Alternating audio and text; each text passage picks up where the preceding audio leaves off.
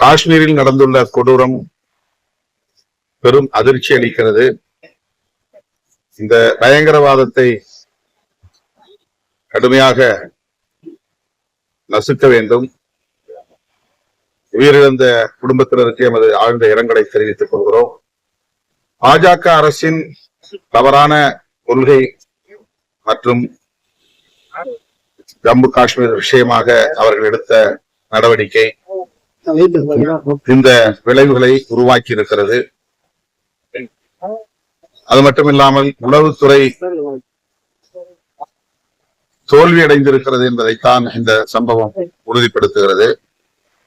Article 370 இந்த 370வது உறுப்பை அகற்றிவிட்டால் அங்கே பயங்கரவாதம் இருக்காது என்று தொடர்ந்து பாஜக சொல்லி வந்தது. அதை நீக்கிவிட்டார்கள். பயங்கரவாதத்தை ஒழித்துவிட்டோம், சுற்றுலா பயணிகள் அங்கே சுதந்திரமாக போகலாம் என்று சொன்னதன் அடிப்படையில் அதை நம்பி போன சுற்றுலா பயணிகள் இன்றைக்கு படுகொலையாகி இருக்கிறார்கள். எனவே இதற்கு அமித்ஷா பொறுப்பேற்று உடனடியாக பதவி விலக வேண்டும் என்று விடுதலை சிறுத்தைகள் கட்சி வலியுறுத்துகிறது.